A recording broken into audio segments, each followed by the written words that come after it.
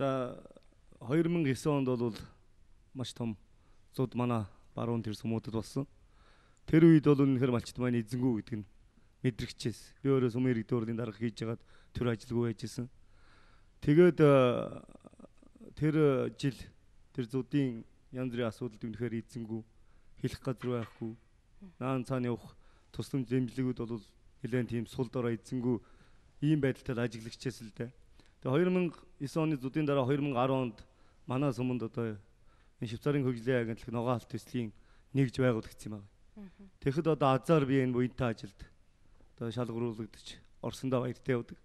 Тэгэд энэ ажилд орсноос хойш бол яг одоо энэ ярилцлаганд ирсэн энэ хөдөө ажиллаж байгаа хүмүүсийн жишгээр манай байгууллага бас явж үзсэн л дээ. Үнэхээр одоо гол юугаа хэрээрээ тий байгууллагын түүх гэдэг. Тэгээд цаг үе болсон тэр эднэрийн тэр зарчмаар яваад ирэхэд бол яг энэ бэлчээрийн асуудлуудыг бол газар дээр нь шийдэж болохоор. За яг юуг шийдэж болохоор вэ? Яг одоо зохицуулагдах. Ер нь бэлчээр суурилсан тэр хэсгүүдийг байгуулчихж байгаа юм. Тэгээд тэн дотроо бүлгээ байгуулчихж байгаа. Хилийнхаа зааг нутгийг тогтоочж байгаа юм. Тэгээд цусан намаржааныхаа бүс, уйлжаа уржааныхаа бүсийг тогтоогоод тэндээ нүйд суух цаг хугацаагаа тогтоочж байгаа. Тэгэхээр эргээд сэргэгдээд ашиглагдаа явах ийм боломжууд бүрдчихэж байгаа байхгүй. Ингэж бодохоор энэ бол одоо зөв зүйтэй хөрсөн дээрээ бууж байгаа асуудлууд байна гэдгийг харуулчихж байгаа юм л да. Тэгэхээр энэ хэлэлцүүлэгт төчнөөл орж ирсэн энэ хуулийн төслийн хэлэлцүүлэгт манай улсын хурлын гишүүд зарим нь бол энийг бас их ойлгоцсон явж идэм байл. Гэхдээ зөрөг гаргаад тэрийгээ яриа шийдээд ингэж чаддгүй. Энэ бол зайлшгүй хийгдэх ёстой ийм хуулийн төсөл яригдаа явж байгаа учраас энийг шийдэхэд одоо төсөл дэмжиж өгөөч гэж хэлмээр санагдаад байгаа юм л да.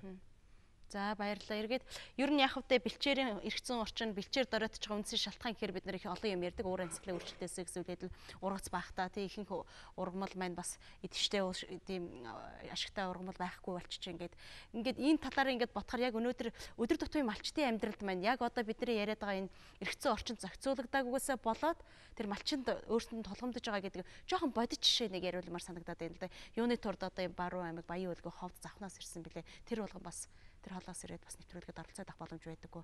Уулзаад авах цаг үе. Одоо болохгүй байгаа яг асуудал үүсчихсэн зүйлүүд байгаа учраас л одоо энэ зүйл шаарддаг байгаа байхгүй юу? Тухайлбал одоо бид ямар асуудал болохгүй байна. Юун зөрчигдөд байна гэдгийг юун юм малчдын өрөөс нь асуух хэрэгтэй байгаа юм. Ингэж асуухгүй байгаа.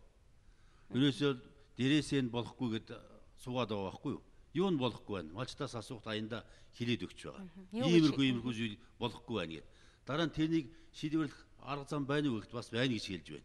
Яа шийдэх үү? Арга замыг бас хэлээд өгч байгаа байхгүй юу? Тэгэхээр энийг л хуульчлаад өгчих хэрэгтэй байгаа юм. Тухайлбал малчт бол юуны вэ штэ? Өөрийнхөө ашиглаж байгаа байгалийн нөөцийг хилдээ байхыг маш их сонирхож байна. Хилдээ байхыг. Би ханаас хаа хүртэл ашиглах ёстой юм би? Тодорхой байх хэрэгтэй. Маш тодорхой. Энийг тогтоож өгөхгүй байна. Дараагаар нь тэн дээр би хэдэн тонны одоо мал адуулах ёстой юм. Энийг бас одоо хэлж өгөхгүй л байгаа байхгүй юу? Нөгөө талаар одоо нэгэнтээ бэлчээр бол төрийн өмч байгаа учраас энийг бол одоо бас зөв зүгээр ашиглаад байж болохгүй шүү дээ. Хүний имийг бас тодорхой хэмжээний төлбөр төлөөд тэр төлөөс нь бол эргээд нөгөө бэлчээрээ бол сайн сайхан болов доройтуулахгүй байх, тогтвортой байх, хүднээс зарцуулагдаж байх ч юм уу. Иймэрхүү одоо бэлчээр зогсуулалтын нарийн тогтол сонуудыг бол хийх ёстой. Энийг бол бас одоо малчд өрснийг хэлж өгч байгаа. Бүр нарийн жишээ хэлье. Манай сумд бол шаргов гэдэг нэг бэлчээр ашиглалтын хэсэг байсан бүлэг. За тэн дээр 11 хот айл 23 өрх байгаа. Тэгээд бэлчээрийн дааснаас нь мал нь одоо 2.5 дахин хэтэрчихсэн. Өөрөөр хэлбэл 2600 хэдэн толгой мал байх ёстой газар 5000 хэдэн мал байгаа байхгүй юу? Тэгээд байнгын зөрчил гардаг, маргаан гардаг, хэрүүл гардаг, зодон гардаг, хууль цагдаагаар явдаг, зогсож өгдөггүй. Тэгэхээр тэн дээр одоо засаг даргач очдог, багийн засаг дарга очдог, нөгөөх нь бүр болж өгдөггүй байсан байхгүй юу? Тэгээд өнгөрсөн жилийн 12 дугаар сарын 15-нд бид нар тэнд очсон. Ямар бүрэлдэхүүнд очсон бэ гэхээр одоо жоохон төвчлөрөө уучлаарай цаг байгаагаа очсон. За иргэний байгууллагын төлөөлөөс би ороод багийн засаг дарга нь ороод тэгээд одоо сумын засаг даргын төлөөлөл болоод газрын дамл ороод ингээд очоод За ягаад яг юм болохгүй байна. Бүгд ярьсан байгаа байхгүй юу? Яаж шийдэх вэ? Бас яг өөрснөө гаргаж өгөх асуудлаа гаргаж өгч байгаа. За хэл тогтоох хэрэгтэй. Хаагур тогтоох уу? Яг энэгээр тогтоо гэдэг. Тэгээ нөгөөдхийн зурганд буулгаад тогтоох. За ойлголоо. Ерөнхийдөө бол хэл тогтоох шаардлагатай. Тэр тохирсон даац байх хэрэгтэй санаа хэлгээд байх шиг байна. Шийдвэрлээд бид нар явж байна. Энийг бол одоо хууль болгоод гарын сүлзраад Монгол улсын хууль болгочихд ягаад болохгүй байгаа юм. За нэг санаа. За даваад орж байгаа. За. Ер нь юу шүү дээ. Ер нь бол тэр эрх зүйн зохицуулалт нь өөрөө амьдрал дээр харагдаж байна. Жишээ хэлье. Өвлжөөний бэлчээрийн хөлийг тогтоохоор байна шүү дээ. Малчин ер нь бол хариг цагийн бэлчээр гэдэг бол тухайн малын одоо тэр хэдэн толгой малтай байх уу гэдэг өөрөө заагаад өгнө. 500 толгой мал одоо багтах эдээшлэх ёстой өвлжөөний бэлчээрдээ хүн 1000 малтай байх юм бол нэг ч үлдэхгүй өгөх байхгүй дэр чинь. Үгүй шүү дээ. Тийм болохоор одоо жишээ нь би бол ингэж бодож л би сумандаа бол яг тэр өвлжөөний бэлчээрийн хилүүдийг татаж үзсэн. Өнөөдөр татна гэсэн Монгол улсын хууль байхгүй л дээ. Тэр сумын хурлаар батлуулж үзсэн. Гэтэл яаж ийм вөхөр хэрвээ тэр өвлжөөний бэлчээрийг хилийг татчихтай зэрэг тэр хүнд сая одоо миний юм гэж хандах сэтгэл төрж байгаа. Дээр нь одоо юу гэдэг сарны суулгаад ганц шонч болсон босох гээд байгаа юм тэр хүн. Дээр нь хүний адуу ороод хөөх гээд байгаа юм тэр. Тэгээд өмнө миний чинийгээд хэрэлдээ золцоод одоо зөндөө бол хүн амийн хэрэгч гарч ирсэн бэлчээрс болж. Одоо яг сая хорилцсон энэ хоёр хүн хоорондоо тохироод хилээ татсан гэсэн тийм байхгүй. Гэхдээ энэ ягаад хууль болж болохгүй байгаа гэж. Нөгөө талдаа хадлангийн одоо талбаанууд байна. Энийг бол одоо тухайн сум бүхэнд бол яаж юм гэдэг арай давуу бизнес тэтгэрээтэй тараагттай нөхөрч бүгд нь хадж аваад буцаага малчид зарчиж байна. Тэгвэл энийг малчтай өгөх ёстой шүү дээ. Тэрийг өгөөд төр тийм ээ. Тэр хууль журмын дагуу одоо хуулийн гаргаж чад өгөөд тэгээд чи тэндээс хадлангаа бэлд малчин нөхөл хохино гэж хэлэх ёстой үстэй. Өнөөдөр тийм зохицуулт хэрэгтэй байна. Нөгөө талдаа бэлчээрийн хуулиас гадна энэ бол зүгээр нэг л хэсэг. Малчтын амьдралыг чадваржуулахын тулд өшөө олон зүйлийг төр хийх ёстой. Жишээ хэлье. Одоо юу гэдгийг Монгол мал хөтөлбөрийн хүрээнд жишээ нь бол ийм юм болж байна л да. Хоршоог дэмжнэ гэж ингэж. Гэтэл одоо тэр жишээ нь би одоо Тэлмэн сумд 494 малчин өрхтэй сум шүү дээ манайх. Тэрний одоо нэлээд одоо талыг би одоо 70% эзэлсэн 287 гишүүнтэй хоршоо дэмжүүлэх тэр төрөөр дэмжихгүй шүү дээ. Гэхдээ тэр төрийн дэмжлэг хаана байгаа? Жишээ нь би одоо юу гэдгийг тэр хоршоо дэмжин мөнгө төгрөг одоо өгөх юм гэдэг ихэр бид нар одоо сайн төслийгээд бас одоо өөрсдийнхээ хэмжээнд бол одоо боловсруулад ямаа хийгээд ингээд тавихаар бол дэмжиж байна төр. Тэгээ сүүлд нь банкн дээр очиод аав гэж байгаа байхгүй одоо сайн намайг. Банкн дээр очиод авахгүйсэн тэрийг яасан. Нөгөө банк маань бол юу гэж хэлдэг чамд одоо тийм барьцаа алга байна. Тэр зээлийг өгөхгүй гэж байгаа. Гэхдээ нөгөө төрийн бодлого нь одоо бид нар тэгээд тэнд одоо миний одоо бидний тэр байгуулсан хоршоо одоо юу одоо хоршоо биш юм болж байгаа юм уу? Альсвэс тэр одоо хоёр тэр сумын дийлэнх олонх нь багтсан малчин одоо ард түмэн биш юм болж байгаа юм уу? Тэгээ би эндээс нэг л юмд ирэлсэж байна. Монголын төр яагаад малчд итгэхгүй байгаа юм гэж. Гэтэл судалгаа үзэх юм бол хамгийн найдвартай зээлдэгч бол малчин байгаа байхгүй да. Тэр банкнуудын хамаг мөнгийг зээлдэг хүмүүс малчд. Нэгэн ч хулигтайг буцаага төлдөг. Тийм итгэлтэй одоо зээлдэгч нар. Гэтэл төр тэрийг одоо банкаар дамжуулан эрсдэлгүй болгоно нэрийн дор. Ингээд нөгөөх одоо төрийн одоо олон төгрөгөөр дэмжих гэсэн бодлого бол унж байгаа байхгүй. Жишээ нь би Тэлмэн сумд манай хоршоо бол одоо яг тийм тэжээлийн үйлдвэр барья гэж төслөө хийгээд ингээд аймгийнхаа жижиг дунд үйлдвэрийн газар өгсөн. Аймгийн дарга маань дэмжсэн баярламар сайхан хэрэг болсон. Тэгээ одоо тэр банкн дээр очсон би банкн дээр очсон. Банк бол над барьцаа байхгүй учраас энэ мөнгө өгөхгүй гэдэг ингээд өгөөг. Гэхдээ ингээд дахаар нөгөө малчны байгууллага тэр хоршооч нь яаж өгчих юм бэ? Ийм хий хоосон лоозон төр ирээд яах юм бэ? Тэр хиний төр юм бэ гэдэг ингээд их одоо сэтгэлийн зүйлс нь баяргаагаас асуух гэдэг нь ер нь малчид өөрсдийнхээ эрх ашигын үүдээс нэгдсэн зохион байгуулалтаар нэгдэж байгаа хамтарч байгаа ийм бүлэгч байна уу хэсгэнч байна уу те энэ одоо хэсэгт яг үнэхээр одоо энэ бас хуулиар зайлшгүй зохицуулах хэрэгтэй ямар зүйл байна энд бас давуу тал үнэхээр одоо амьдрал дээр харагдчихна. Яг хуу харагдaltaгүй яг хуу давуу нэг байсан малчид бүгдээр хамтраад нэгдээд хийж чадахгүй урд өмнө хийж үзэг ажлуудыг хийгээд болчихж байгаа шүү дээ. Ерөөсөө малчтын тэр сэтгэл санаатай холбоотой байд юм уу? Урд нь одоо манай нутагтагч бол мод тариад үргэлжлүүлж байгаа тэр. Малчд ярьсан мод үргэлжлүүлээд байгаа байхгүй. За тэр ер нь болж байгаа. Одоо ингээд засаг даргатай ч юм уу нэг гэрээлээд ингээд бэлчээрийг эзэмших ашиглахдаггүй асуудал яриад эхэлнэ шүү дээ. Малчтын одоо энэ яваад байгаа тэр бэлчээр ашиглалтын хэсэг ч юм уу бүлгүүд тэр одоо газрын хуулинд заасан.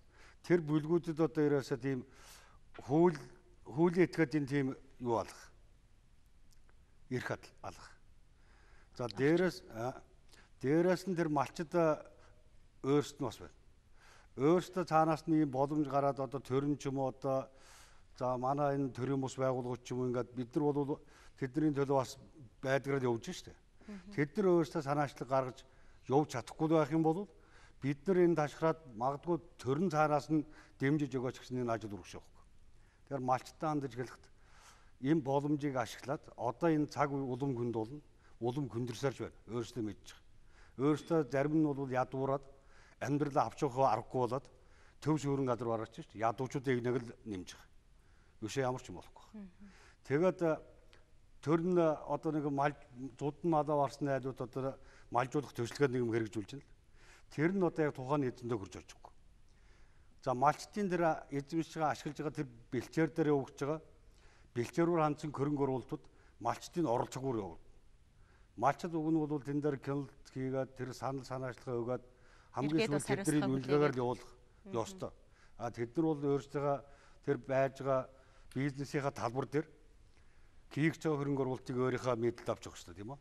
Малчд өөрсдөө өөрөө нэг бизнес шүү дээ. Бизнесийн нэг салбар. Тэр бизнесийнхаа төлөө өөрсдөө анхаарахгүй бол цаашаа бас явахгүй болж байгаа гэдгийг л одоо аль талдаа хатуу анхаарах шаардлагатай болж байна. Төв аймгийн хувьд бол Утарын бүсийн хувьд нэлээд маргаантай нэлээд одоо бас тий аймаг дундын зөрчил сумдын арт түмний донд бас нэлээд маргаан явж байгааг бид нар бас очиж сурвалж илж байсан л да. Ер нь энэ тал дээр та бас энэ хуулийн зохицуултанд оруулах зайлшгүй зүйл юу байгаа вэ? Одоо яг бид нар байгаа орчиндоо тийм ээ байгаа нөхцөл бололцоон дээр тулгуурлаад сумын засаг дарга хамгаалгын газар гэдэг энэ субъект байгууллага маань одоо малчтынхаа өмнөөс тэр отор зохицуулах журам гэж боловсруулж байна. Тэр нь малчтын санал санаачлаган дээр тийм байх хэвээр, ийм байх хэвээр гэд. Гэхдээ энэ дотор ч бас хариуцлагын юм дутуу орхигдоод байгаа байхгүй.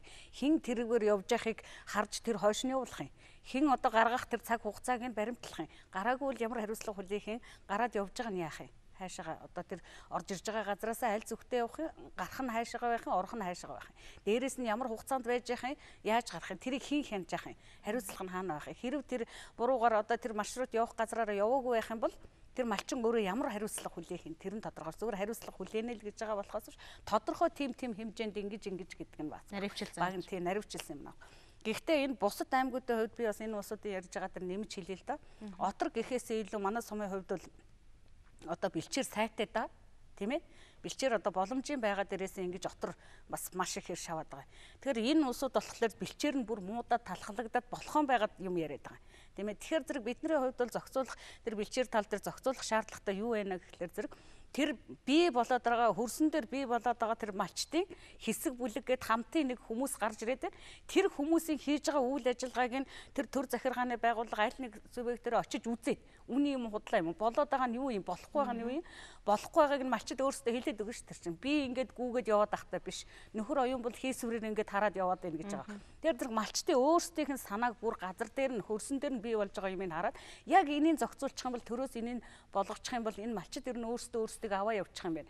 Төрөөс нэг юм хараад авахгүй юм байна гэдгийг бас олж харах хэрэгтэй. Ганцхан бэлчээр гэж ярихгүй биш. Бэлчээр дээр тулгуурлаад малчтын бүх амьдрал ахгүй цаашаа хөгжих хөгжих үү гэдэг нь хүртэл энэ дээр байж ах хэрэгтэй байхгүй. Тэгэхээр зэрэг хүмүүс одоо дээрээсээ л гэж яриа л да бид нар одоо дандаа дээрээсээ харсаар байж байгаа бид нар ч одоо муу зулс орсон тий. Тэгэхээр зэрэг тэр хөрсөн дээр бий болж байгаа юмыг олж хараад тэр дутагдaltaй талыг арилгаад болохгүй талд нь хууль эрхцэн зохицуултыг хийгээд өгөөч л гэсэн юм гуйж байгаа. Тэрнээс ямар нэгэн хөрөнгө мөнгө ямар нэгэн тим юм бүтээн босголт одоо юу гэдгийг хэдэн давхар байшин босгоод өг гэж байгаа юм биш бид нар тийм ээ. Тэрийг л та бүхэн анзаарч хараад энэ улсын их хурлын гишүүд одоо тэр хууль эрхцэн хувьдаа олж хараад биднийг хүлээж аваад аль нэг нь одоо нөгөө сонгуул эхэлсэн шүү дээ. Ёстой нөгөө тэрийг үлгэж аваад энэ дээр нь би тусалчих юм бол энэ хэд болчих юм байна гэдэг юм олж харах юм бол одоо илүү үр өгөөчтэй олонд хүртээлтэй ажил болох юм а гэдгийг л бас дахин сануулмаар байна тийм ээ.